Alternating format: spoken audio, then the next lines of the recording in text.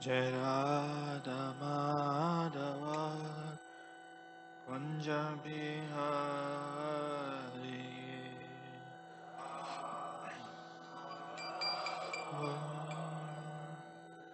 Bihari Jaya Radha Madhava Kunja Bihari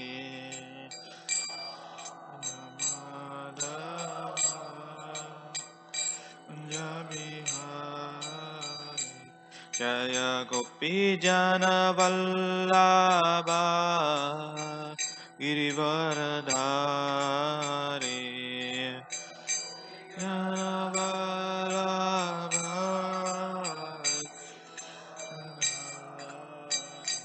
Jaya Gopi Jana Vallabha Girivaradhari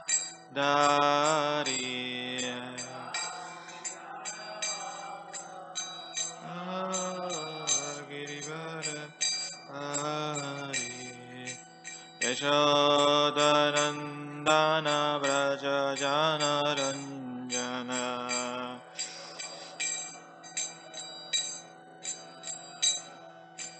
Yashodanandana Vraja Jana Ranjana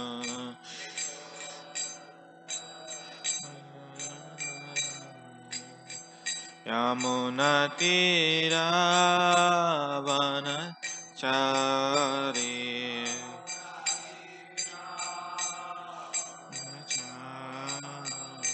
Yamunatiravanachari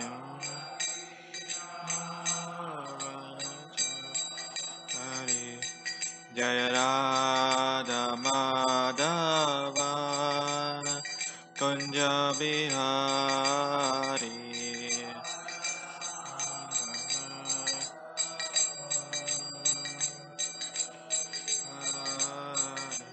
Jaya Radha Madhava Kunja Bihari Radha Madhava Bihari Jaya Gopi Jana Vallabha Girivaradhari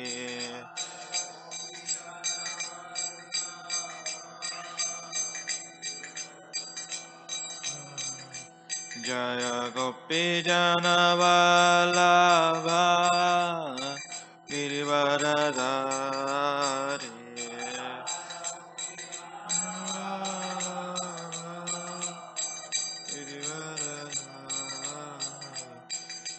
Yashodanandana Vraja Jana Ranjana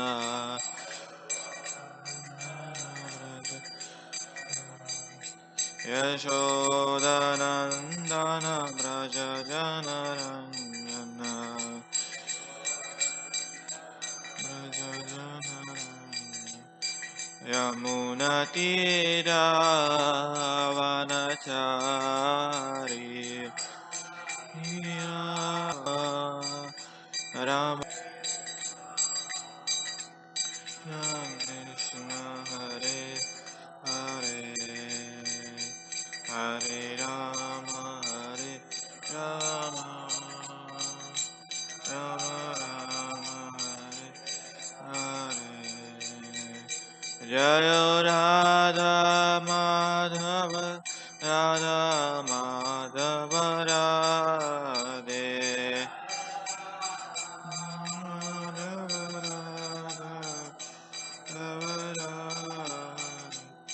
Jaya Gauranidai Gauranidai Gauranidai Jaya Gauranidai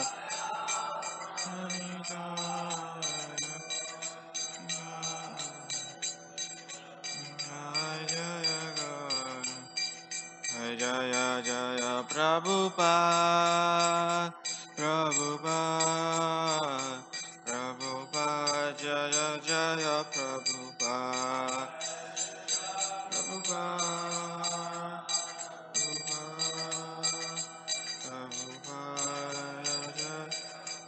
Nitai Gaura Haribo, Haribo, Haribo, Nitai Gaura Haribo.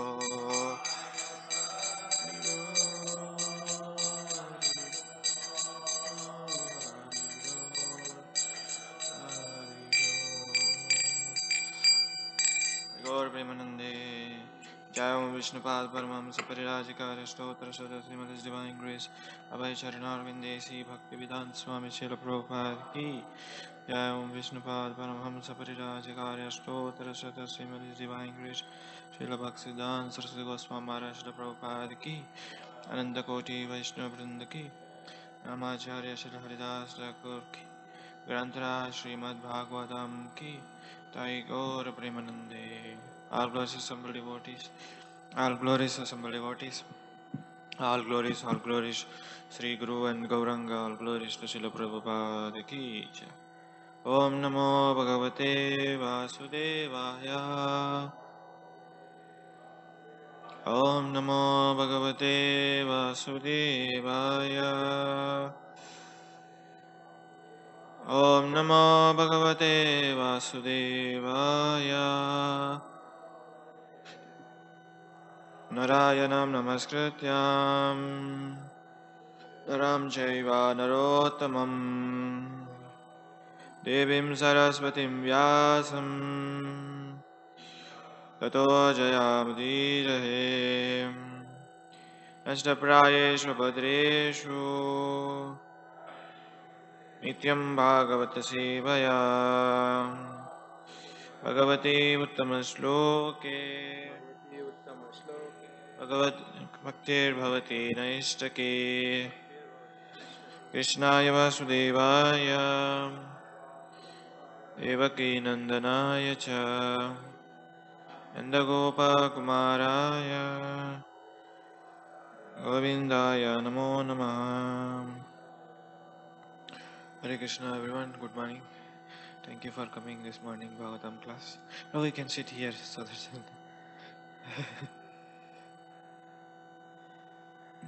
today we are reading from Srimad Bhagavatam, 10th canto, 46th chapter, text 14. This canto entitled Sanam Bonam.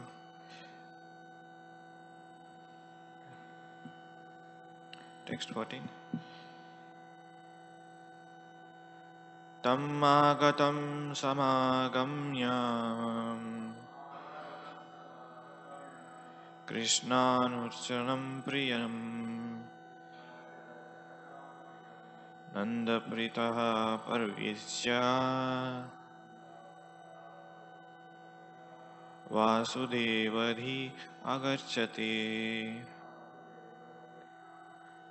Tammagatam samagamya Krishnasya priyam Nandapritaha priyasvarya Vasudevadhi agarchata. Tammagatam samagamya Krishnasya priyam Nandapitaha pravisagya Vasudevadhi archata. Please. Tammagatam samagamya Krishnasya anucharanam priyam Nandapritaha parisagya Vasudevadhi garchata. Please.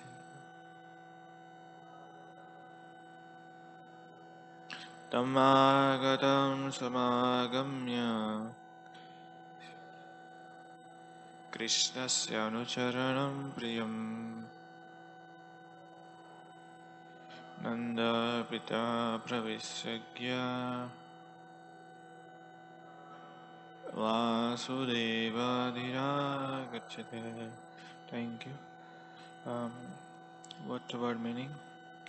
Tam him Uddhava Agatam arrived. Samagamya approaching. Krishnasya of Krishna.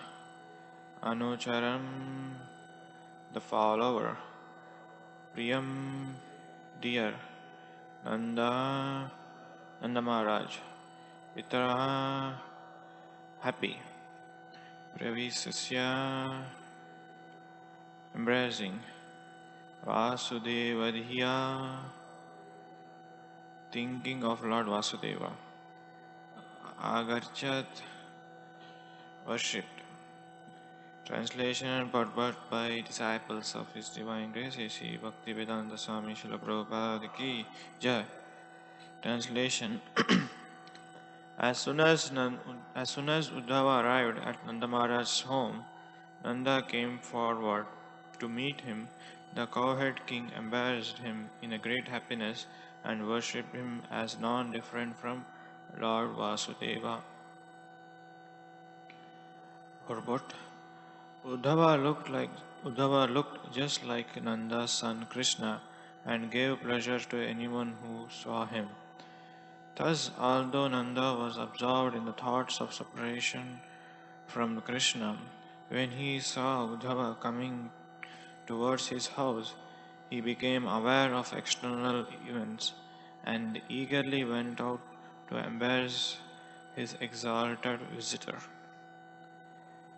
Om Ajnana Timirandasya Gnananjanam Shalakaya Chakshurmitam Yena Tasmai Sri Gurave Namaha. Sri Chaitanya Manobishtam Sthapitam Yena Bhutale Swayam Rupa Kadamayam Dadati Svapadantikam. Nama Om Vishnupadaya Krishna Prestaya Bhutale Srimad Bhaktivedanta Swamiti Namine. Namaste Saraswate Devi Gauravani Pracharini Nirvisesha Sunyavadi Pastyatya Desatarini. Jai Sri Krishna Chaitanya Prabhu Nityananda Sri Advaita Gadadara Shivasadi Gaura Bhakta Vrinda.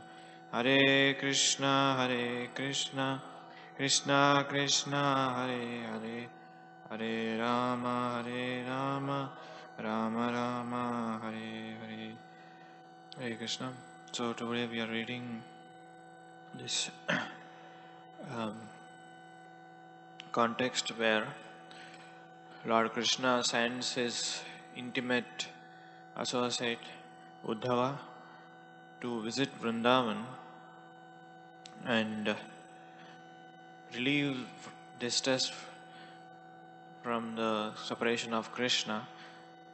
So Krishna asked Uddhava to go to Vrindavan, deliver this message to his parents Nanda Maharaj and Yashoda, and also the young gopis. Krishna selects a particular devotee to broadcast his message. It's not something he chooses that anyone and everyone, but he chooses a particular devotee because he wants to convey the message properly. At the same time, his mood should be also perfect. Uddhava is not an ordinary person. Right from the childhood, he was a devotee of Krishna and he is a student of Brihaspati. So, and also he is very devoted to Lord Krishna and he looks exactly like Krishna.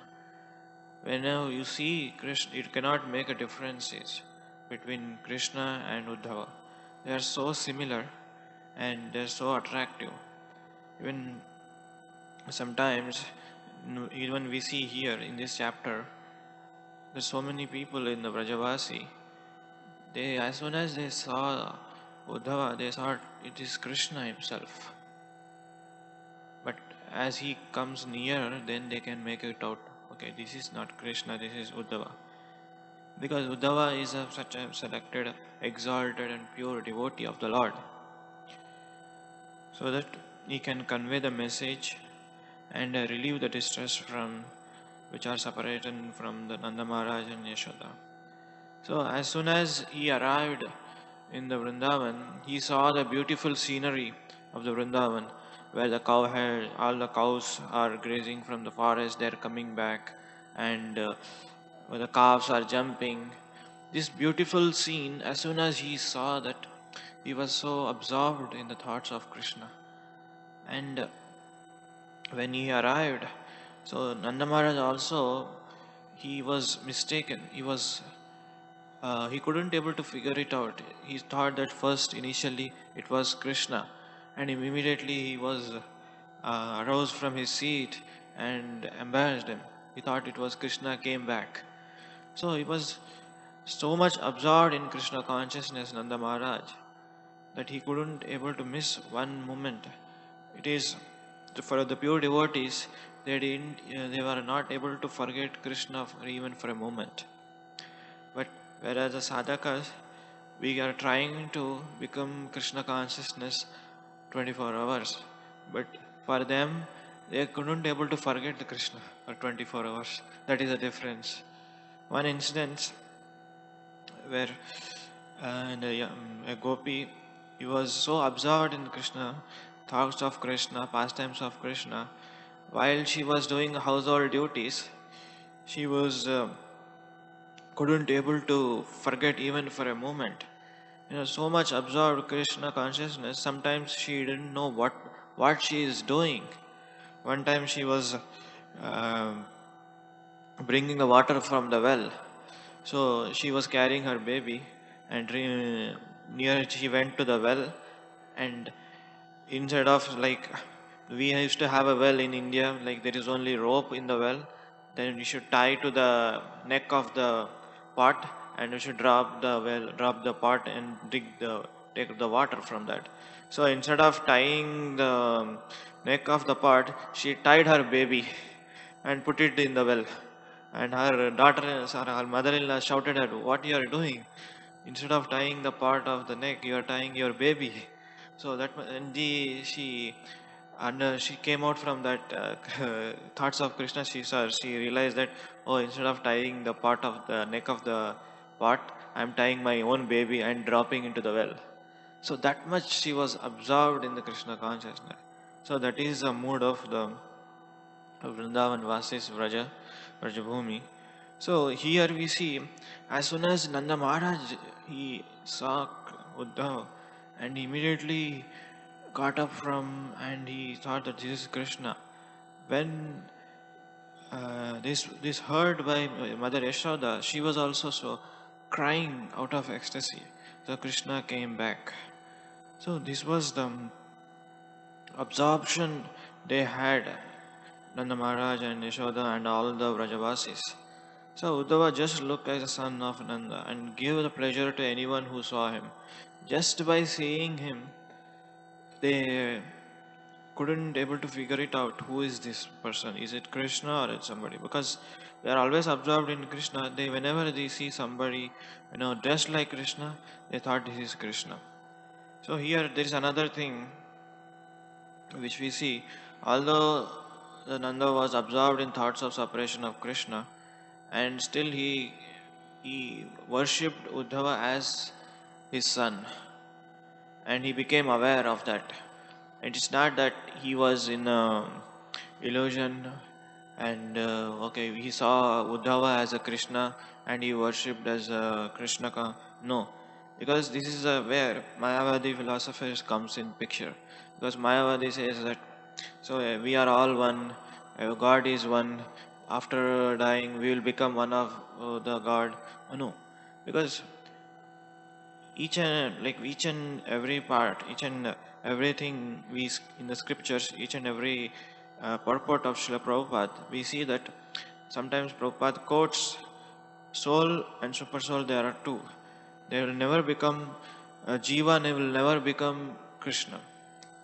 So, a living entity will not become Krishna. Even though he may be exalted, he may be pure devotee of the Lord, as we see Uddhav. But Nanda Maharaj again realizes that this is not Krishna, and he understands that he is Uddhava. Then he embraced him and worshipped him. Because one thing we should be very clear that um, that Mayavadis, they always claim that everything is one, but here there is a difference. Though Uddhava looks like Krishna, but he is not Krishna. Though people misunderstand uh, all the incarnations are compared to the like all the Dasavataras, or Krishna is also one of the Dasavatara. No, Krishna is the original source. From him, all the avatars emanate.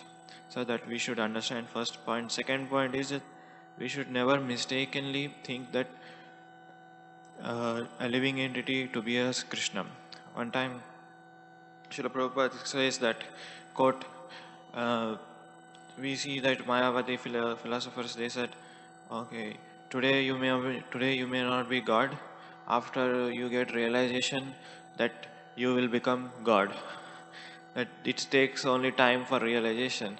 If you realize that you will become God, as long as you don't realize, you are not God. So that's a mistake people misunderstood in this world. The time is that you should realize yourself. They will sell everything as we tell the teachings. Like they will tell you are not this body, you are not this mind, you are not this senses, you are not this thought.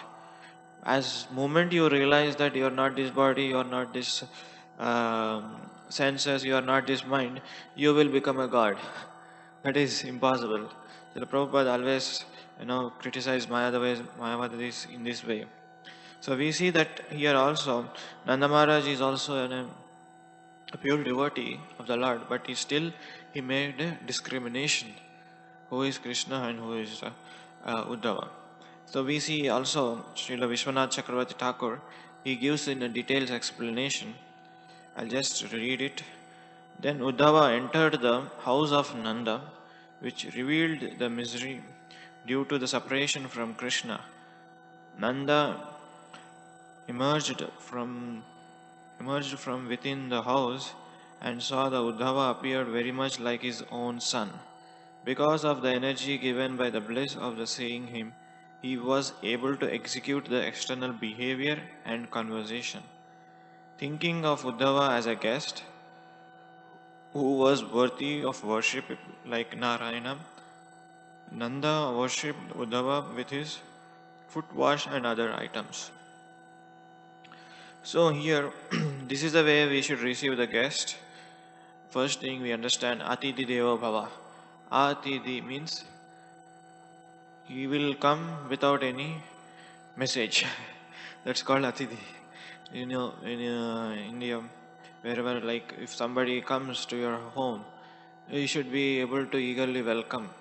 Oh, it's not that okay, why he's again here, or you should think that okay, we are not, as soon as he comes, will message him. Oh, bro, okay, we are going now out. Can you please make some arrangements? No, as Atidhi means uninvited guest. He will not come on your invitation, he will come without an invitation. That's called Atidhi. So here Atidhi is Uddhava. So immediately he came. Whenever he came, so Nanda Maharaj received him properly, worshipped him as good as Narayana, and washed his feet and other items, gave him a seat. So that is the thing, first point to be noted. And second thing, he saw that he was very blissful because he was so much separation from Krishna. The glimpse and the energy from Krishna is also emanating from Uddhava.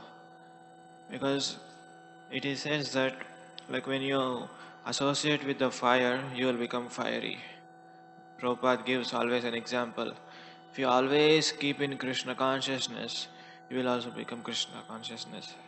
Like it is said that if you associate with the fiery, you will become fiery. Similarly, Uddhava was a constant associate of the Krishna, because may not be physically sometimes, but as soon as he took a birth, he was able to absorb in Krishna consciousness through mind, and he engaged himself with worshipping the deity of Krishna.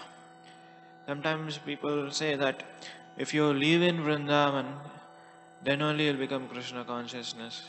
If you don't live in Vrindavan, you don't become Krishna consciousness. No, that is not. According to the Bhaktivinoda Thakur, he says that first thing is that yes, if you are living in a Vrindavan with your physical body, you will become Krishna consciousness. At the same time, if you are absorbed in the Krishna consciousness through your mind, geographically you may be not present in Vrindavan, but you may be present anywhere in the world. But you still absorbed in the Krishna consciousness, your mind becomes Vrindavan.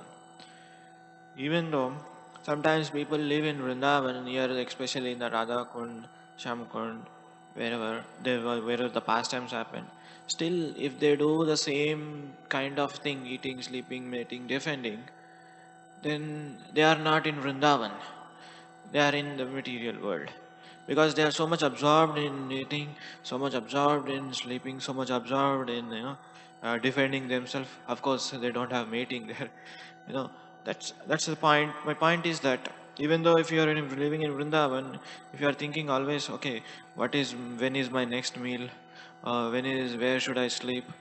If you are in that consciousness, you may not be in Vrindavan.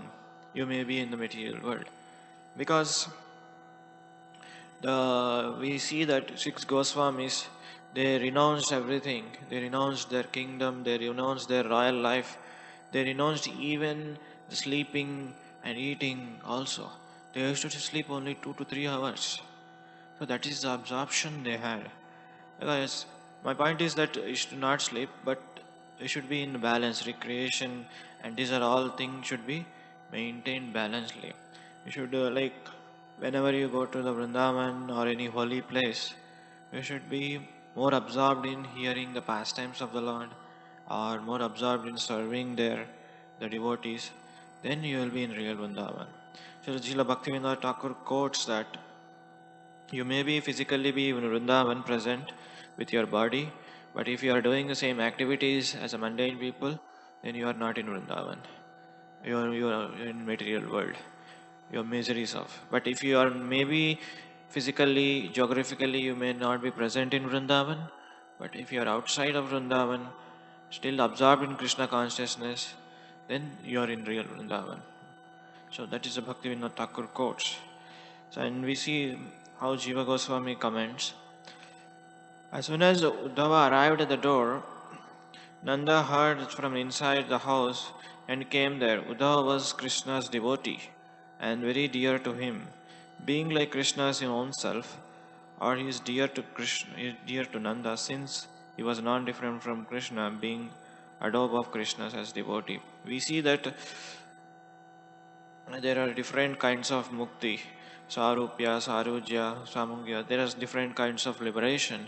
One is that you will be awarded as the same planet of the where Lord lives, and second thing is you will be getting the same features, and third thing is that you will also be associate of the Lord, and like that. There is one mukti is called you will be immersed in the Lord, because this is Uddhava's thing is that he looks exactly like a Lord, because he is a constant associate of the Krishna.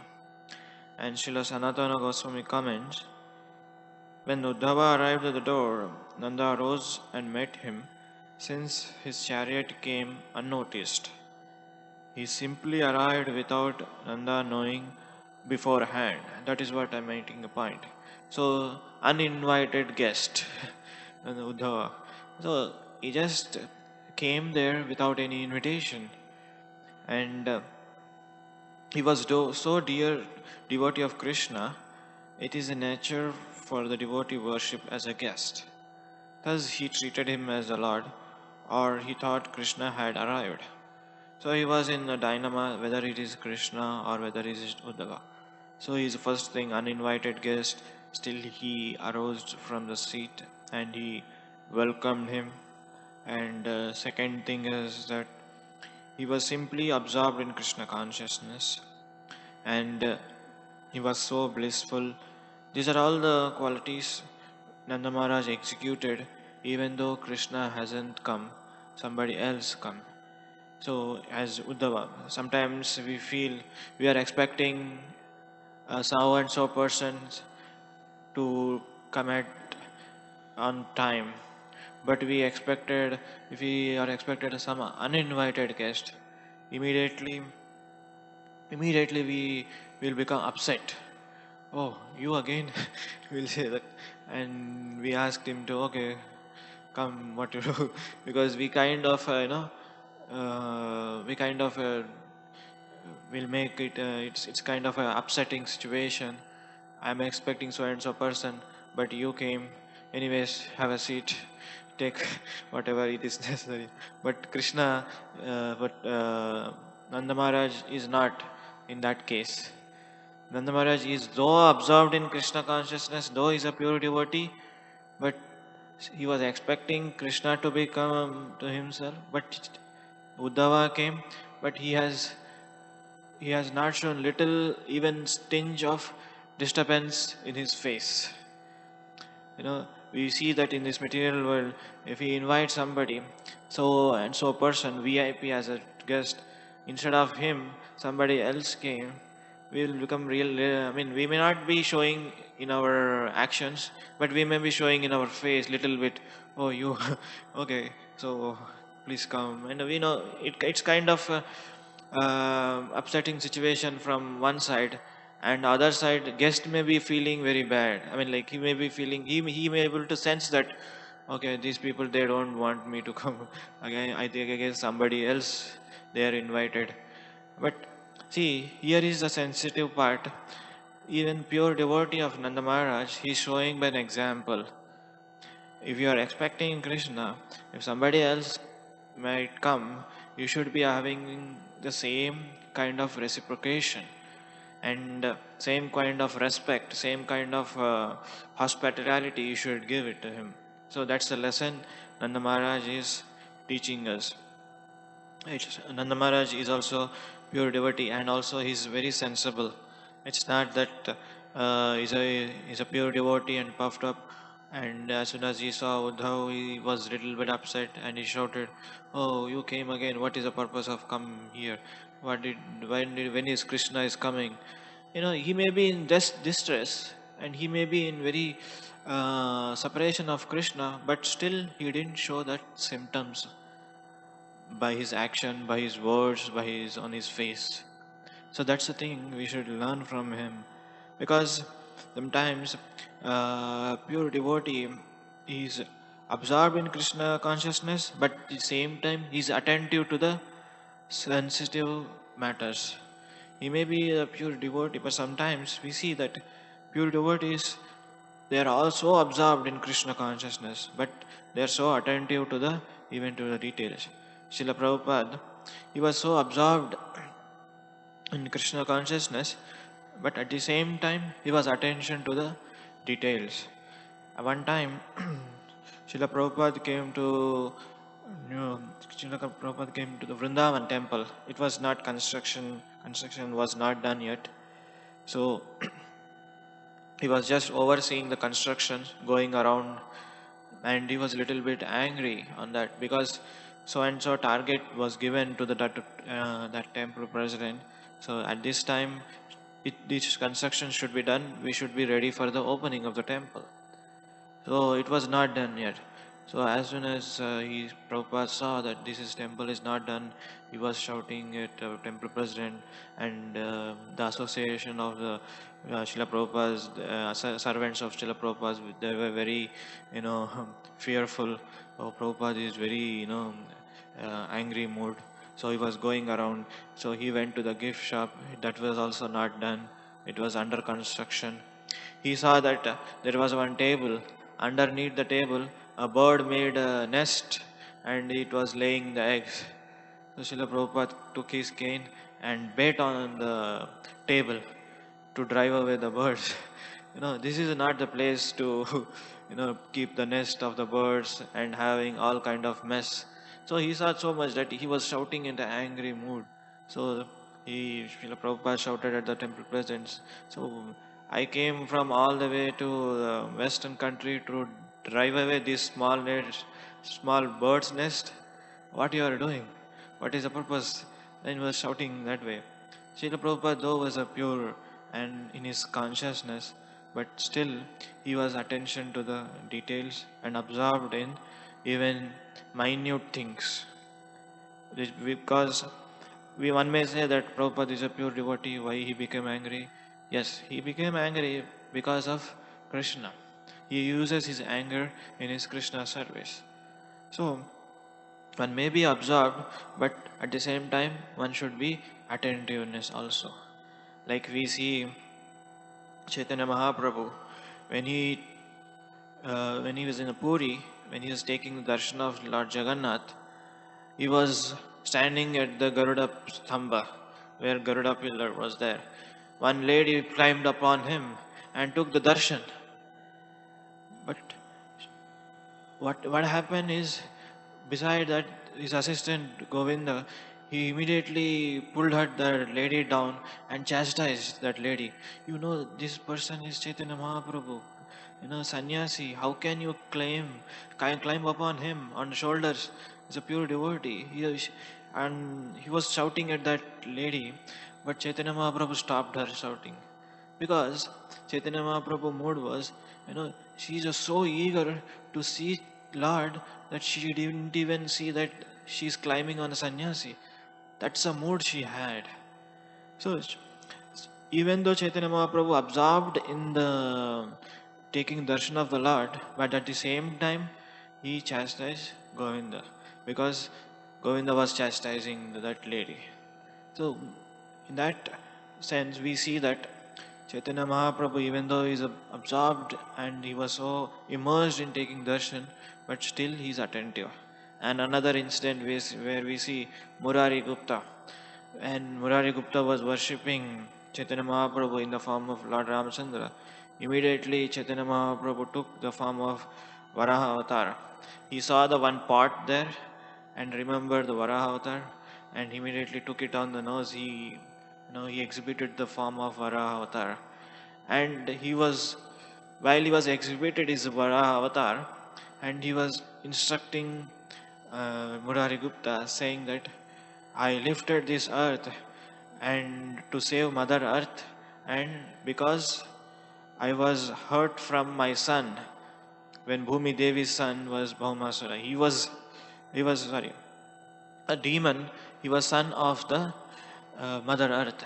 Even though Krishna's son, he may be, but if he does a Vaishnava aparad or offenses to this devotee, he will not tolerate. First thing, and second thing, even though Chaitanya Mahaprabhu absorbed in the Vara form, but he is still attentive to the details.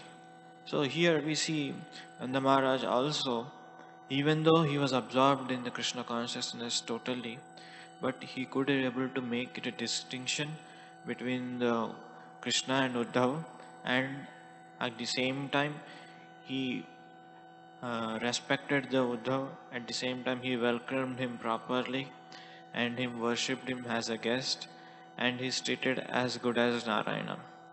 Not as Narayana. We may say that okay, he is worshipped as good as Narayana, but not as Narayana. Because there is a distinction, there is a difference from soul and super soul. Even though Uddhav was the exalted devotee, but still he is in a part and parcel of Krishna. There are different grades like Nitya Siddhas and Nitya Bhaddhas.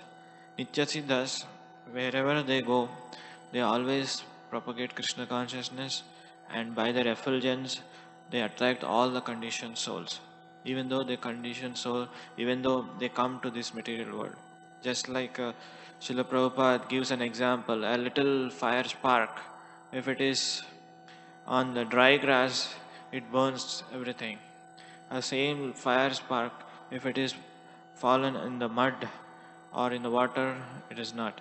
Similarly, Srila Prabhupada gives this example like Nitya Siddhas are like that. Wherever they appear, in whichever place, they will, you know, influence each and every person around them and make everybody in Krishna consciousness, not in their consciousness. We see in this material world, if some talented people, they attract themselves. They wanted attention for themselves. But whereas the pure devotees of the Lord, they will obviously they attract, but at the same time they will that attraction leads towards lotus feet of Krishna, not towards them. Because a pure devotee, he always tells that he always wants as conditioned soul to get attraction towards lotus feet of Krishna and serving Krishna. Whereas we see in this world, if some person possesses beauty, or some person possesses knowledge, or someone possesses an opulence, or someone possesses an power, or someone possesses an influential man, they try to attract themselves. They want attention for themselves rather than somebody else. That is the point. But whereas a pure devotee, they try to attract to the lotus feet of Krishna rather than attracting themselves. But here we see Nanda Maharaj and Uddhav is also, they are pure devotee, but they are attractive and they are blissful, and they are directly from their face energy is emanating from Lord Krishna, but their mood is to attract towards Krishna's lotus feet, not to them. We see this material world. If somebody become a famous, they don't want anybody to become a competitor first thing, and they want everybody to attract them. It is not going to happen. You may be attractive for many years, a decade or 2 decades or 3 decades, but after that, that influential, what that name, fame will go away. As you see that if an influential person, as soon as he removed from his post, as soon as he's removed from his position, immediately he will become depressed. He will become so upset, and sometimes he commits suicide, and sometimes he become addicted to the bad habits, and because they were attracted and they had become so influential to the many peoples, but suddenly those energy was taken away from them, and they couldn't able to tolerate that. They cannot able to handle that situation. If a person is becoming a superman, attractive, suddenly he was pushed out from that position, because it is said that name and fame is like unchased lady. It will not stay with you forever. Unchased lady, unchanged lady, it will not there for with you forever. It will be there for you with few days, few years, few months. It will go away. It will go away with some other men. That's like an unchanged wife, name and fame. You may be attractive for a few years, few decades, but after that you will be going. So people, they couldn't able to tolerate, they couldn't able to handle that situation, and they commit all kind of uh, what do you call it, mistakes.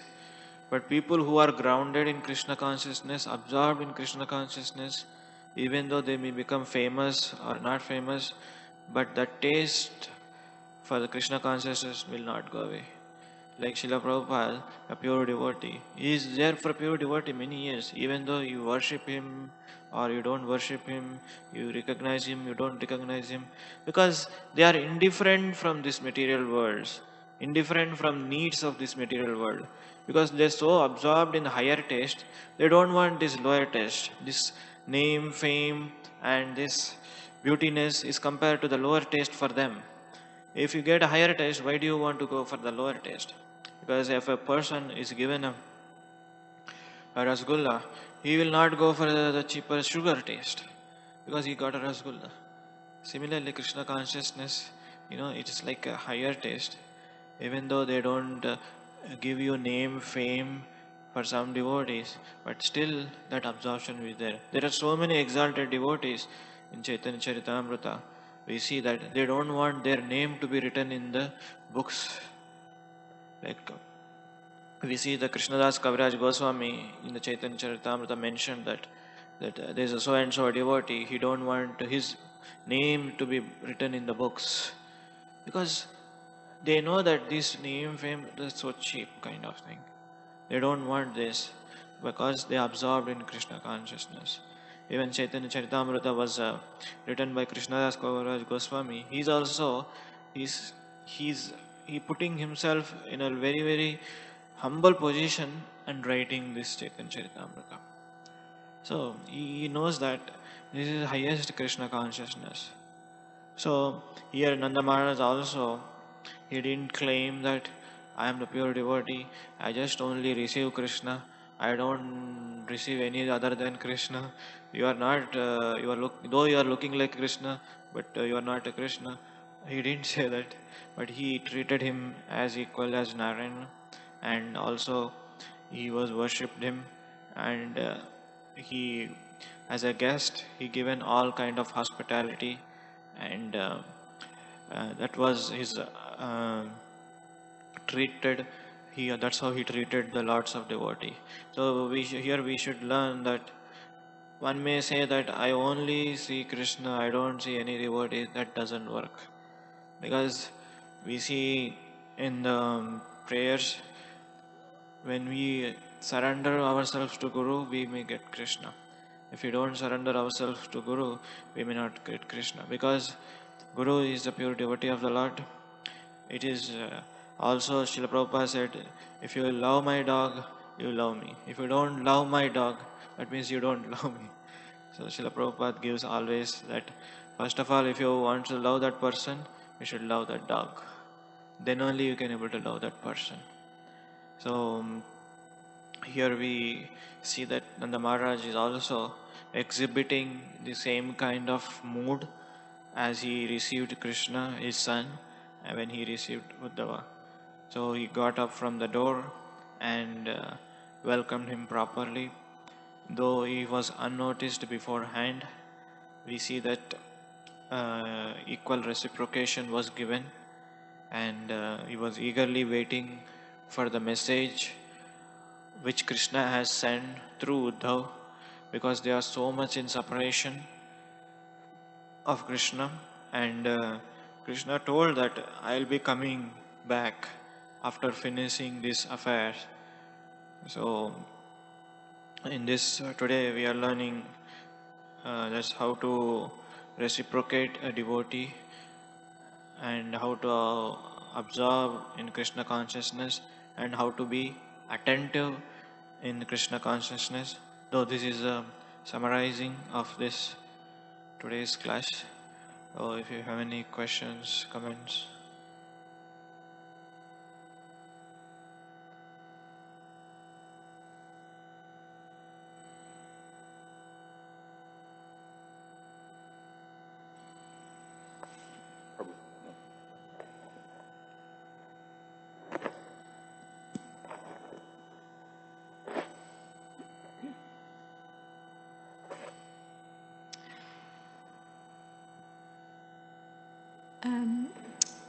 In describing the receptivity of Nanda Maharaj towards Uddhava, there's one other factor, and that is that Uddhava was the son of Devabhaga, who is Nanda Maharaj's brother. So in fact, he was welcoming his nephew. Mm-hmm. So there is another dimension there. Right. I mean, not, of course, detracting from your point that his hospitable mood, not detracting from that, but just bringing up that other dimension. Thank you very much for that point. Yeah, he was also then a relative in one sense. Hare Krishna. He was, Mataji was saying, he was also a relative of Uddhava. So that's what Mataji is making a point.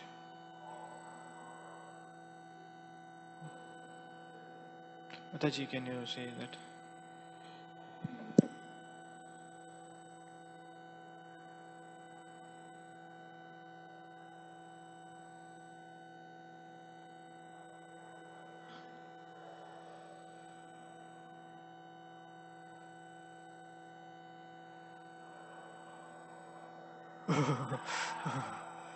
Yeah, I was saying then that her point debunks your whole class. No, it doesn't. It's the same applies.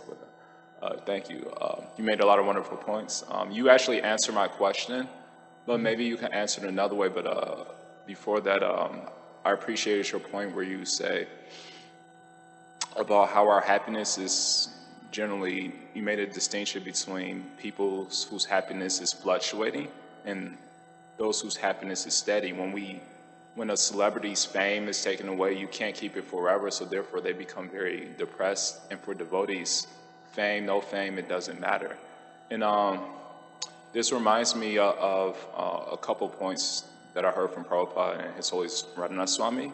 It basically describes the difference between a deep person and a shallow person. So the Gita describes a shallow person, prakrite kriyamanani gunai karmani sarvashaha, etc. Ahankar vimudatma. The spirit soul bewildered by false ego thinks himself the doer of activities that are actually carried out by nature, and who's behind nature? Krishna. So Prabhupada in his purport explains that Krishna is actually doing everything, but we like to take credit for what Krishna does. So it reminds me of when Prabhupada talked to some scientists. He told one scientist, you are a scientist and you have a good brain, but you cannot manufacture the brain. Correct. But who has manufactured your brain? We are glorifying the brain of the scientist, but we are not glorifying the scientist who has made the brain of the scientist. So Prabhupada's saying is that if we cannot create the brain, then how can we take credit for anything created by the brain? Now, in regards to shallow person, we see that a puddle is very shallow. A puddle increases in size. This is what His Holiness Radhanath Maharaj made. It's a very profound point. He says a puddle, just as a puddle increases in size when there's rain and decreases in size when there's drought, so also, why? Because it's shallow. So in much the same way, a shallow person increases in happiness when they receive the rain of honor. The society are glorifying the sciences. You are brilliant. But what did Prabhupada say? You are a brainless idiot. You have no brain. So we see their happiness fluctuates. Why? Because they're shallow.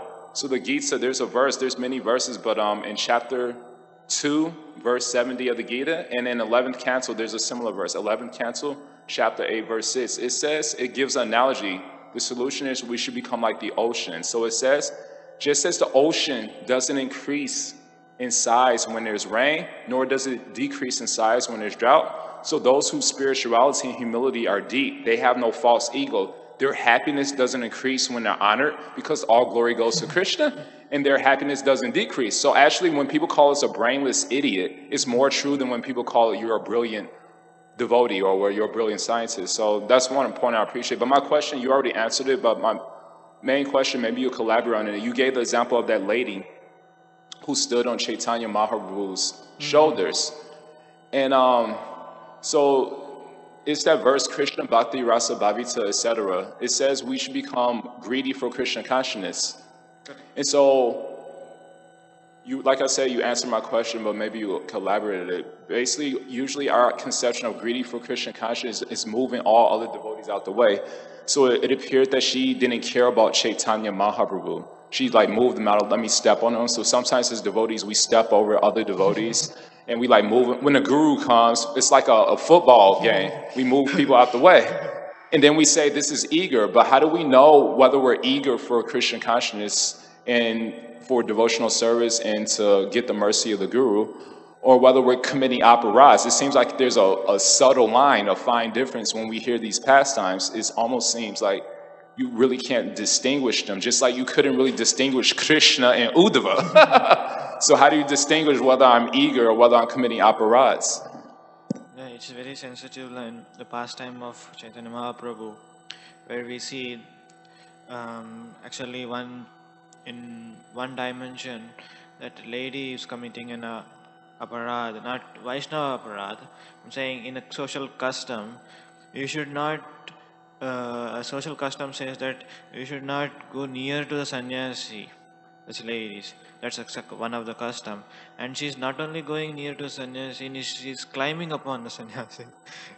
That is even more, we cannot able to imagine that kind of situation where, so this is a thin line. These pastimes demonstrate us to learn the lesson where I see from that point.